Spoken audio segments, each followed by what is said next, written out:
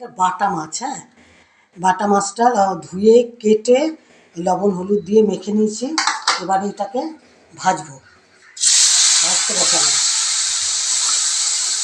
মাছটা ভেজে ঝিঙা দিয়ে রান্না করবো। এই যে হলুদ, নুন, কাঁচা লঙ্কা, নামানোর সময় আদা বাটা, দারুণ টেস্ট খেতে।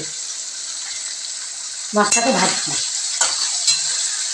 কত রকম রান্না দিয়েছি, আপনারা দেখুন, রান্না করুন আমারটা দেখে দেখে। পাতলা পাতলা রান্না, এগুলো খেতেও ভালো।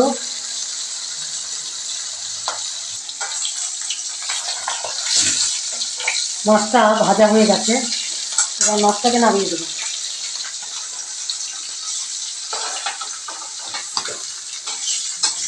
সব মাছগুলো ভাজা হয়ে গেছে। এবারে শুকনো লঙ্কা আর 5 ফোড়ন সোমবারে দিচ্ছি, 5 ফোড়ন দিয়ে এবারে ঝিঙাটাকে ছেড়ে দেবো।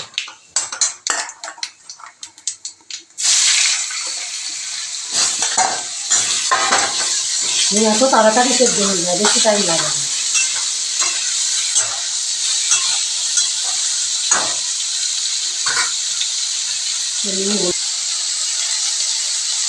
পরিমাণ মতন হলুদ দিয়ে দিলাম,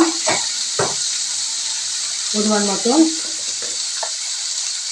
নুন দিয়ে দিলাম। ব্যাস, শুধু নামানোর সময় আদা বাটা দেবো আর কাঁচা লঙ্কা আর আদা বাটা।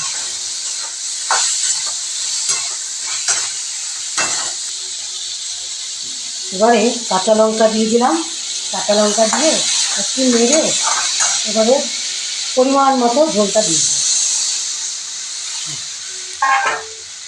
শুধু নামানোর সময় আদা বাটা। খেতে দারুণ সুন্দর, এইভাবে রান্না করে দেখবেন, খুব সুন্দর খেতে। ঝোল ফুটবে, তারপরে মাছটাকে ছাড়বো।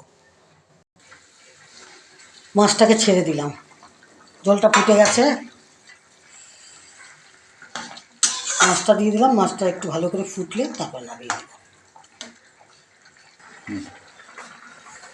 এবার আদা বাটা আর পিঠুলি দিয়ে দিলাম। সামান্য পিঠুলি দেবেন, বেশি না, সামান্য। ঝোলটা একটু গাঢ় হবে, খুব বেশি না, খুব বেশি হলে আবার ভালো লাগবে না। লঙ্কা টিপে টিপে খাবে। হয়ে গেছে, একটু ফুটলে নামিয়ে দিব। এই যে নামিয়ে দিলাম, হয়ে গেছে।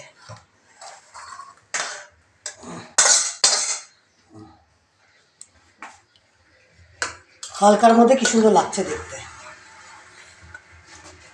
আমার এই রেসিপিটা যদি আপনাদের ভালো লেগে থাকে ট্রাই করবেন। ঝিঙা দিয়ে করা যায়, বেগুন দিয়ে করা যায়, ডাঁটা দিয়ে করা যায়। এই ছোটো মাছ, বাটা হোক, পাবদা হোক, ট্যাংরা হোক, খুব ভালো লাগে খেতে। আজকের মতো এখানেই শেষ করছি। আমার এই চ্যানেলটাকে লাইক দেবেন, কমেন্ট দেবেন, সাবস্ক্রাইব করে বেল বাটনটা টেপে দেবেন। আজকের মতো এখানে শেষ করছি। নমস্কার।